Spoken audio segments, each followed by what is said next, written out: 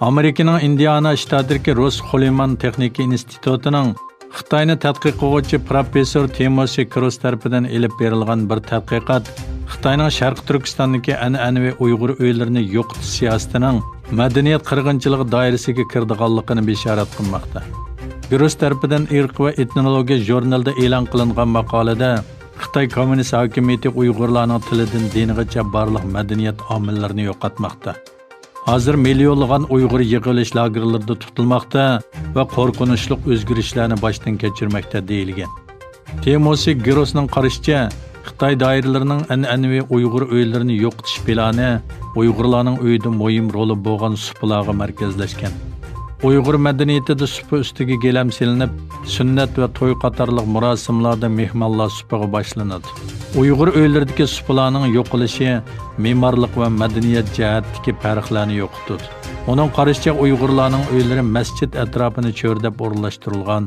Bu dal Uyg'urlarning madaniyat markazi bo'lgan Qashqar koni shahrining vayron qilinishi sabablaridan biri ekan.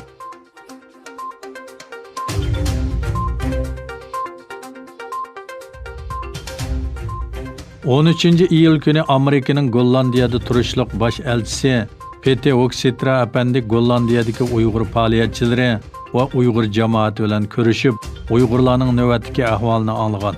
Egilishimizcha, bu uchrashish faoliyati Gollandiyada yangidan qurilgan Uyg'ur kishilik huquq fondi bilan Gollandiya Sharq Turkiston ma'rif jamiyati tashkillagan bo'lib, faoliyat boshlanishi bilan avval Uyg'ur kishilik huquq fondi tarafidan Amerika hukumatiga yozilgan tashakkur xati o'qib o'tilgan. Tashakkur xatida Uyg'ur jamoatining yaqinda Amerikada ma'qullangan Uyg'ur kishilik huquq siyosati qonuniga bo'lgan minnatdorligi bayon qilingan. Bo'libmi Uyg'urlarni bostirishda javobgarlik bo'lgan Xitoy amaldorlariga qarata texmi unumli amaliy tadbirlarning elinishiga bo'lgan umid va orzular ifodalangan. Bosh elchi Peter Hoekstra apandi Amerikaning yaqinda ma'qullagan Uyg'ur kishilik huquq siyosatini qarshi oladiganligini bildirgan. U Gollandiya hukumatining bu Uyg'urlar haqida bu xil qonun loyihasini o'tirg'i chiqarishni umid qiladiganligi va buning uchun o'zining tirishchanlik ko'rsatadiganligini bildirgan. U o'zining 12-iyul yakshanba kuni Gollandiya poytaxti Amsterdamning Dam maydonida yolg'iz kishilik namoyishchi Abdurahim G'aynining tutqundagi Uyg'urlar va Uyg'urlarning oila a'zolari haqidagi fotosuratlar ko'rgazmasini ziyorat qiladiganligini alohida tilga ilib o'tgan. U Abdurahim G'aynining faoliyatini maqtagan. Sorundagi Uyg'urlarning tutqundagi Uyg'ur qarindoshlari haqidagi bayonlarini anglagan.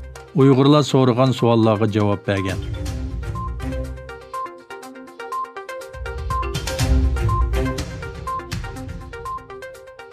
Amerika prezidenti Donald Trump Hong Kong alayida ma'mur rayonida yo'lga qo'yilgan davlat bexatarlik qonuni sababli Xitoyning mas'uliyatini surishti qiladigan bir qonun loyihasini tasdiqladi va Hong Kongga qartilgan imtiyozlarni bekor qiladigan bir davlat raisi qarornomasini imzoladi. Amerika va Hong Kongning ko'p taraflamalik munosabatini va Amerikaning Hong Kongga nurg'un imtiyozlarni berganligini eslab o'tgan Trump Hong Kongga alayida imtiyoz bilan muomala qilishni to'xtatadigan bir qarornoma imzoladim. Hong Kong hamda Xitoy bilan o'xshash muomalaga uchraydi. Hech qanday imtiyoz va alohida iqtisodiy muomala ko'rmaydi dedi.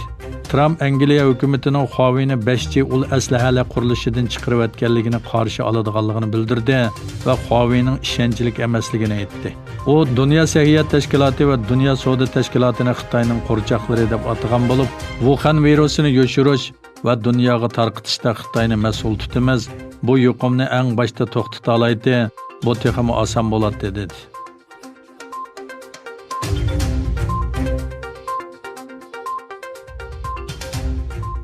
Amerika bilan Xitoy orasida Janubiy Xitoy dengizidagi egilik huquq talash tortishni cho'radigan jiddiylik kun sayin kuchaymoqda. Amerika Tashqi ishlar ministri Mike Pompeo Xitoyning Janubiy Xitoy dengizidagi tabiiy boyliqlar ustidagi egilik huquq talabining va rayondagi boshqa davlatlarni bo'zaq qilish siyosatining tamoman qonunsiz ekanligini aytdi. Pompeo poytaxt Washingtonda qilgan so'zida dunyo Xitoyning Janubiy Xitoy dengizida o'zining egilik huquq doirasiga o'xshash harakat qilishiga qarab turmaydi dedi. Xitoy hukumati Pompeoning so'zlariga qattiq inkos qaytarib, tarixiy amaliyotlarni nazardan saqit qilgan Amerikaning Janubiy Xitoy dengizida parakandichilik paydo qilishdan voz kechish kerakligini aytdi.